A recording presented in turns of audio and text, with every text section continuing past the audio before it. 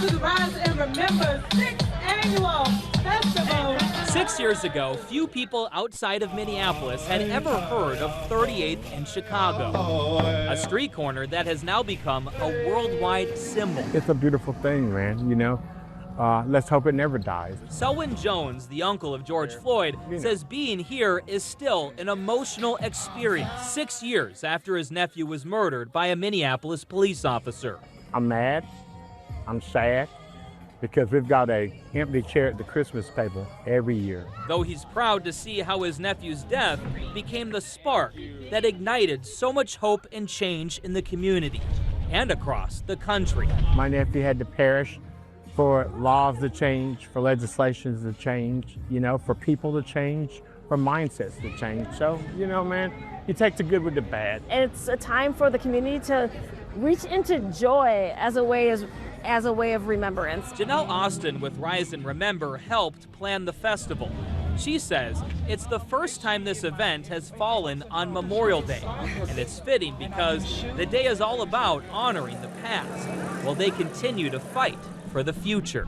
When people choose to remember what happened and how it happened, that actually gives us a chance to be able to change who we are as a society and actually do things differently.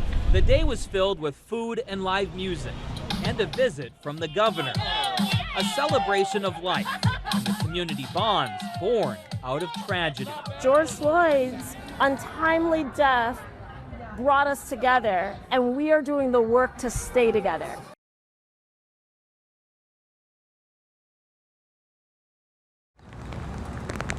President Trump heading to his annual physical on a dreary Tuesday morning in the nation's capital, subjecting his physical health to examination as negotiators examine a possible deal with Iran. There's going to be a frameworks phase one, and then get down to the hard work of rolling up the sleeves and trying to figure out what a good deal is for the United States. The president says peace talks are proceeding nicely, but efforts to end the war have been anything but smooth. U.S. forces fired defensive strikes on Iranian mine-laying boats and missile launchers Monday.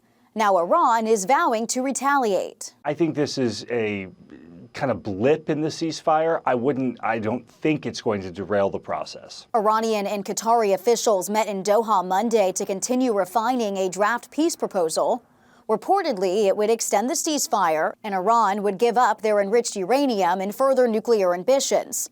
But there's still some dispute over the details. I think there's strong alignment and agreement on what a preliminary draft should look like. But this is, it's either going to be a good deal or there isn't going to be one. Lawmakers on both sides, though, are raising concerns over the emerging deal, saying it leaves the regime on top.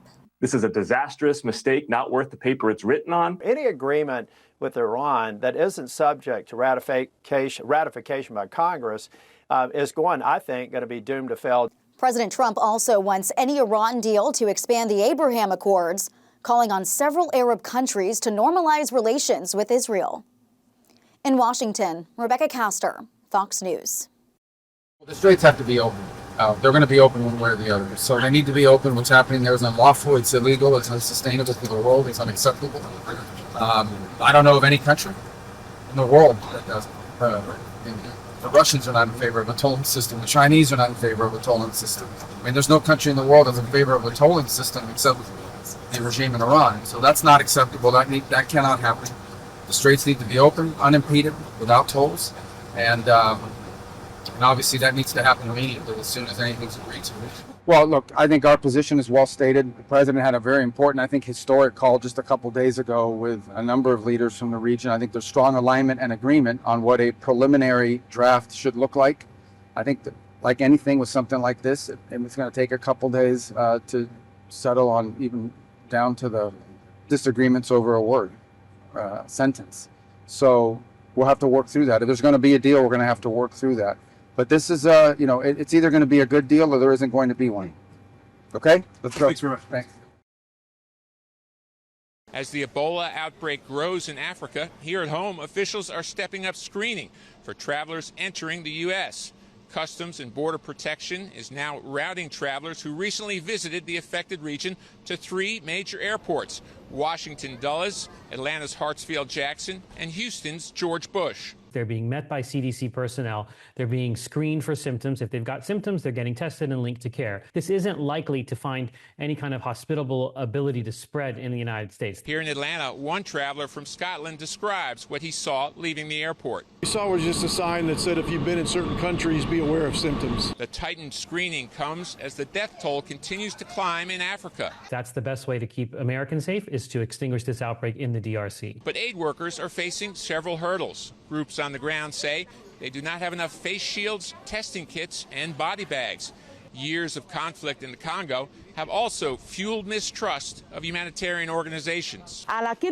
We fear that because the resistance is strong, people will continue to die. We go to the doctors and the hospitals, but they are dying too. That's what worries us. We don't know what to do. The new screening measures come as the U.S. prepares to welcome thousands of international travelers for the World Cup.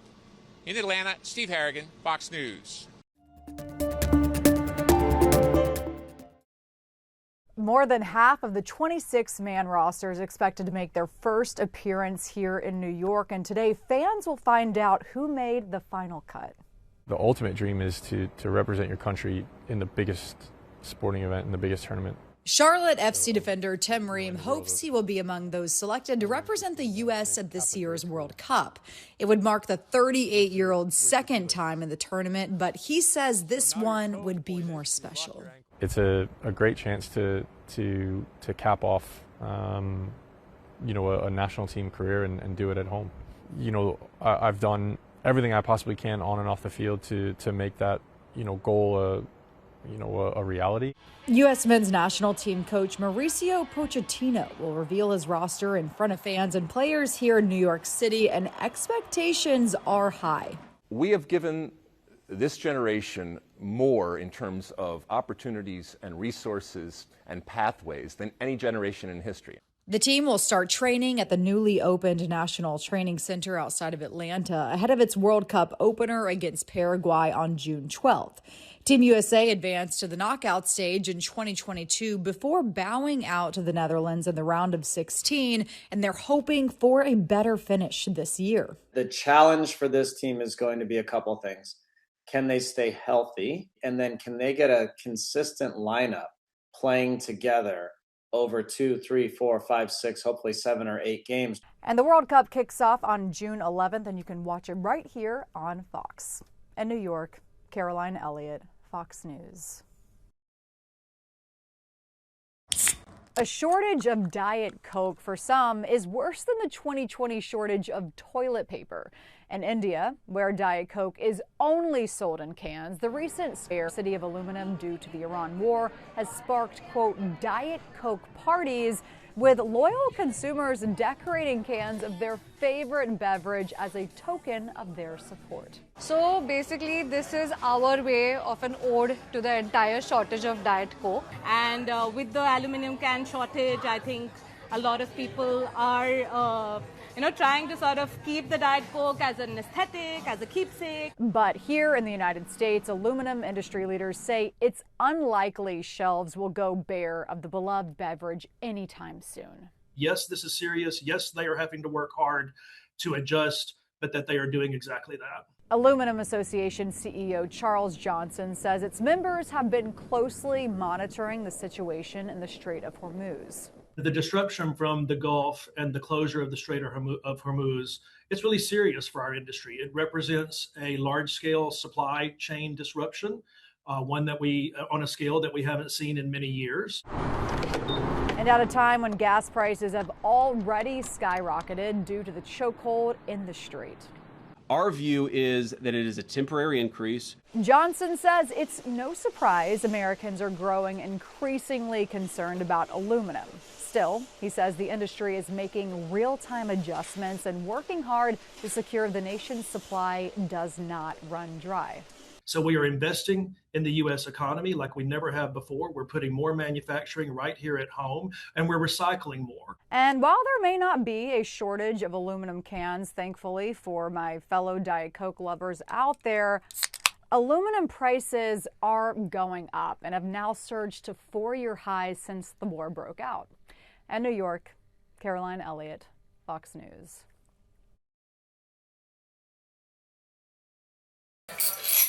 A car requires a human touch. You have to have that human interaction. AI cannot do what a trained technician can do.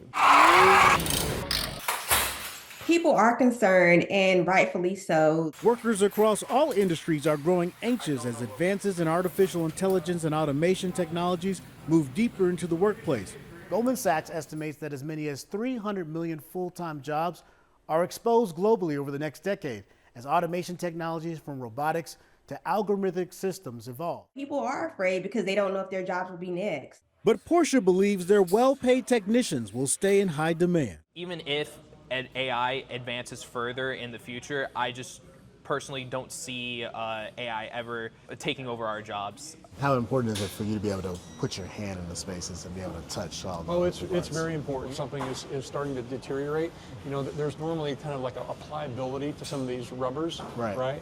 And if you can touch it and you start to feel that it's hardening, then you know. And one of the things too that's super important is smell. It's an instant clue that something's not right. I can never see a robot, bending their, parts to get into a crevice or a little point where a human could, a human touch. A robot can't go through and notice some things like noises, even just small things that you might overlook. You have to go back through, kind of go back and forth. It's never always cut and dry. Let's have some fun. Keep going, and lift. And then just hop on the brake. This car is like a scalpel to a surgeon. What could you say to someone who's even thinking about the car industry or being a high-level technician like this? Do it. Even when I was younger growing up, the trades didn't have a bad, stigma to them, but they were always kind of pushed to the side. Whereas right now, the people that are getting into the automotive industry have so much more growth ahead of them. The U.S. Bureau of Labor Statistics projects that employment of auto technicians and mechanics is projected to grow around 4% over the next 8 years, just under 34,000 jobs. I don't think there's really such thing as an AI-proof job. It's just those jobs that are AI resilient. And even when you think about mechanics and those jobs in the skilled workforce, I personally believe that right now, they're not going to replace the worker. They're just going to help improve efficiencies and make the tools better. There's no way that you couldn't make money doing this. The demand is there for them. It's very nice knowing that when I get out of here, I'll pretty much have a guaranteed job. In 2024 and 2025, a bird flu outbreak in the U.S. drove egg prices up to record highs, leading many people to search for a more affordable and reliable source than grocery stores. An avian flu that came through, and people were worried about an egg shortage, basically. Northern Star Mills in Chico offers a variety of chicks. Store owner David Jesperson says there were lines stretching out their doors in 2025, full of people looking to farm their own eggs. Whenever a new shipment of chicks would arrive, they were selling out within 15 minutes of opening. What it did is it kind of got the idea in people's heads that, maybe they'd already been thinking about getting chicks, and this was their final kind of push to push them into it. Now in 2026, the concerns over avian flu have lowered, and egg prices have dropped back down. Jesperson says they have seen the interest in chicks return to a normal level as a result. But it's one of those crazes that tends to happen, like, everybody's talking about chicks, talking about getting them, you feel like you're rushed to get them, and so a lot of people did that. Despite some people rushing into the commitment of raising baby chicks, Jesperson says buyers from last year are for the most part keeping their chickens, even after realizing there is not a significant cost benefit in farming your own eggs. It's the nice of knowing where your food goes or comes from, what's going into the chickens, for the eggs. They're more nutritional, better quality, they taste better, and that's a real major factor for people. Firing up the grill this summer?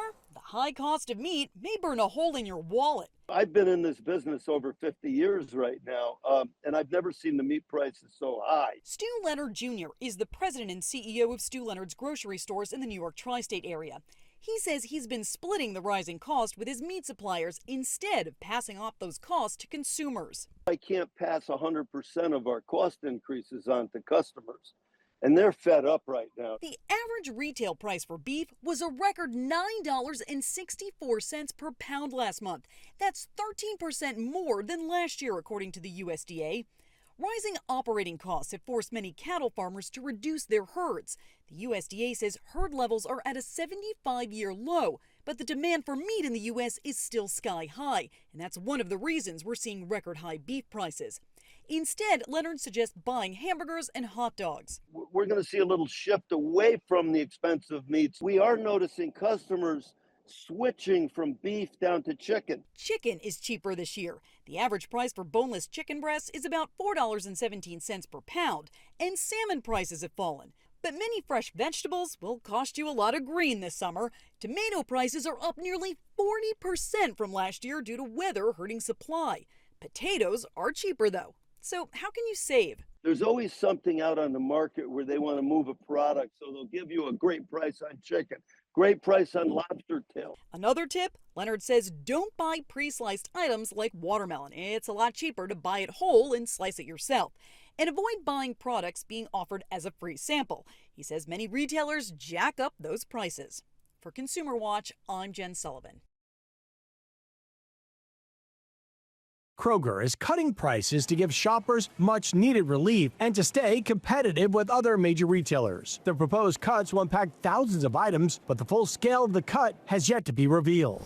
Delta is stepping up hiring pilots and staffing up teams that schedule and keep track of crews to deal with flight cancellations. Its domestic flight cancellation rate has been higher than the industry average this year. It canceled hundreds of flights the first weekend of May. It canceled few flights over the Memorial Day weekend. All charged up over Ferrari unveiling its first fully electric car, Veloce. It's named for the Italian word for light. Starting price about $640,000. And a cruise line is warning guests they'll face a fine if food from the buffet is taken back to cabins. Costa Cruises, a subsidiary of Carnival, says violators could be charged a $70 cleaning fee. The policy sparking outrage online, with some passengers calling it ridiculous. And one person saying there's zero chance I'd pay that fine. Others say they don't blame cruise lines for trying to maintain cleanliness and keep pests out of sleeping quarters. CJ Papa, Fox News. It's the downside of summer. Over the next few months, severe injuries tend to spike from car crashes, recreational accidents, and outdoor activities. From the hospital and blood bank perspective, that means we have to be prepared to respond quickly with life-saving transfusions and emergency care when these critically injured patients arrive. The American Red Cross says about 25% of trauma patients require blood transfusions, and up to 5% of them will need 10 or more units of blood, which can quickly deplete a hospital supply. And this time of year, donations tend to go way down due to school breaks, extreme weather events, and travel. We see a lower amount of blood products available to the hospitals, while the hospitals don't stop. To help ensure a stable national blood supply, the Red Cross is calling on eligible donors to roll up their sleeves. All blood types are needed, especially Group O, which is often used for trauma patients. There's also a need for plasma and for platelets, which only have a 5-day shelf life. When someone is able to come and donate, that is one of the most simplest and most direct ways to help save lives among your own community. For Health Minute, I'm Mandy Gaither.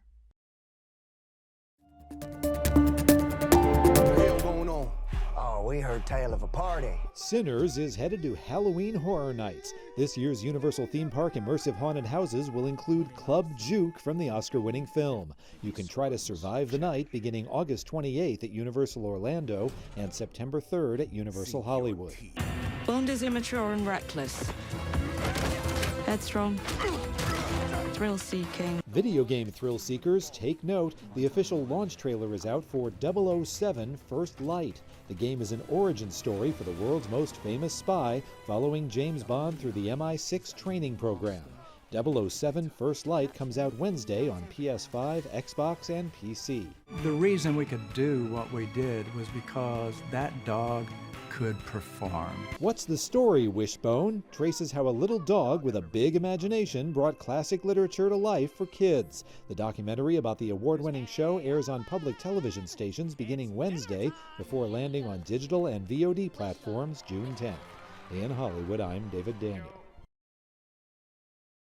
Group Captain Dr. James Stagg, here at the express request of General Eisenhower. Do we have a date yet for the invasion zone? D-Day is in 61 hours from now. This is the largest seaborne invasion in history. Fate of the war, thousands of lives hinge on this. I need a forecast. The D-Day invasion comes down to a weather report in pressure. There are two major storms advancing towards the Normandy coast, even as we speak. My men are ready. Get them onto the beaches somehow, anyhow. With waves of 10 feet, we won't be landing anywhere. Of course, you don't think about the weather in relation to D-Day, and that's why I think it's such an intriguing story. And actually, in talking about the film, why everyone's like, oh my god, the weather, is that going to be like really boring? Because I think we associate the weather with small talk, or sort of it being sort of inconsequential or boring to a certain degree. Yeah, I didn't know about this at all. I didn't know there was this Irish lady who was extremely close to Eisenhower at this time. And I also didn't know about this meteorologist who completely changed the course of D-Day. I couldn't believe that it was true. We have 3 hours. Go or don't go. A leader who not only heard everyone, but he listened. He took the best idea from whomever or wherever it came from and used it. The final decision on the timing of D-Day will be mine, and mine alone. To watch these extremely brilliant generals and scientists and officers who didn't have all the answers, where a lot of uncertainty was everywhere, they want to make the right decision. They got very different ideas of how to do that. Watching those ideas and those personalities clash is where the drama is. Why should I trust you? We must face the facts! The facts! However frightening they may be! In Hollywood, I'm David Daniel.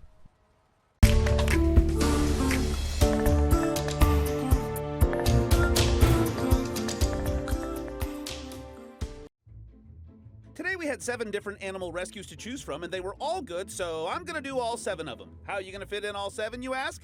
I don't have time to explain because I'm doing 7. Here we go. In the UK, rescuers executed a tense operation to save a dog from rough, rocky surf after they say the pooch slipped its collar and fell from a cliff. Volunteer rescuers and maritime officials teamed up and scooped up the dog, who was reunited with its owner unharmed, save for a reported broken tooth. A dog in a drain, yes, a drain, got a helping hand from officials in Arkansas after getting loose and getting stuck underground. A Pea Ridge PD officer climbed down and got the pooch, whose name is Dip. In Italy, it's a bird, it's a plane, no, it's a cow, being airlifted after falling into a remote reservoir. Firefighters say the use of the helicopter played a crucial role in this operation. Yeah, especially if you have to move an animal of this size. No time! Officials in Waco, Texas had to pour on the speed to try and nab a quick and crafty kangaroo that got loose. Good luck, fellas, you ain't catching no kangaroo. Oh wait, they did. In Mississippi, a surly alligator was extra surly after police in Flowood wrangled it from the middle of a roadway where WLBT reports it was blocking traffic. That is, until they used an SUV to drag it to a safer place to throw a toothy tantrum. A massive dog needed help after falling into a cistern in Dallas, Texas. Multiple firehouses responded, and in no time, the large mastiff named Violet was free, as seen here in this horrible, horrible photograph. Finally, Colorado Springs firefighters plucked a tiny raccoon from a storm drain following heavy rains. It was unharmed, tiny, and adorable, so they swaddled it like a baby and took some selfies, as one does. For Take a Look at This, I'm Jeremy Roth. Scientists are showing off their latest adorable discovery, a tiny blue octopus they say could curl up in the palm of your hand. Crews first spotted the animal in 2015, 5,800 feet deep in the ocean off the Ecuadorian ecological marvel, the Galapagos Islands, and came prepared with the appropriate reaction. He's looking as big as he can to scare you away. Oh, that's cute. Crews collected the golf ball-sized specimen for study, and after years of research, scientists at the Field Museum in Chicago coming to the conclusion that this is an entirely new species of octopus, with the lead study author writing, right away she knew it was something special and she'd never seen anything like it.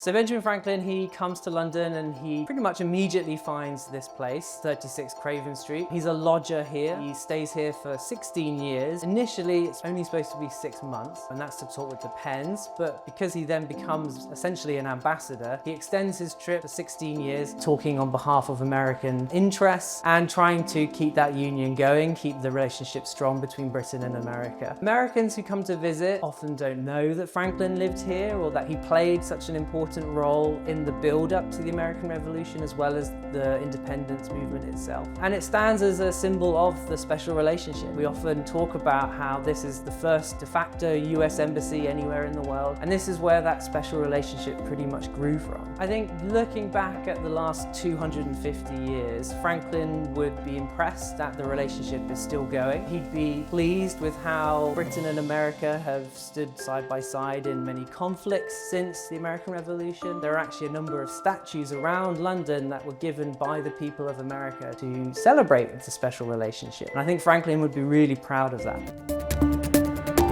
Fox 54 Plus has your news, sports, and weather. Start your evening with Fox 54 at 5:30, delivering the latest headlines and live reports straight from the scene. Then stay informed with Fox 54 News at 9. Featuring your Tennessee Valley certified most accurate weather impact team, tracking everything from tornado threats to traffic delays during severe weather. Fox 54 Sports Extra brings you more of what sports fans crave, with deeper insights, expert analysis, and all the action that matters most. On Fox 54 Plus, you'll also find Alabama politics, plus 24/7 weather radar and real-time forecasts to keep you ahead of the storm. Looking for a quick recap? Don't miss Fox 54 Week in Review, highlighting the biggest stories of the week. Jumpstart your morning with Morning Rush. Fast-paced news updates, featured with uplifting stories from across the globe. Get your entertainment fix with Getting Real, where we break down movie reviews, top 10 lists, and spotlight the newest film. Die Hard fan? Locked On Sports dives deep into the Crimson Tide, the Tigers, college rivalries, and pro action. True crime warrior style? Killer Cases brings you gripping real-life stories that stick with you. Hungry for more? Cooking with Style serves up mouth-watering recipes that are easy to make and impossible to resist. From movie previews before you head to the theater with Take a Look, to must-know headlines from across the region and around the world with In the News. Watch all of these shows on demand and also on the Fox 54 News app, available on Android and iOS devices, streaming 24/7.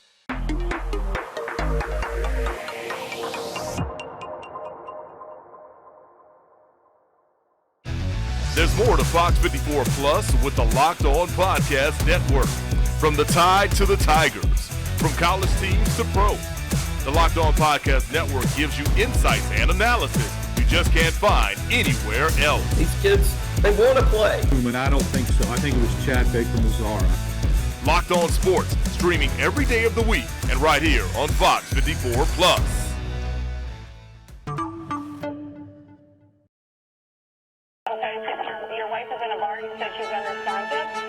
This is what he's going to tell you. Trying to find the first place to put a body. No, sir. The only thing they could do was kill him. Be the jury and to find the defendant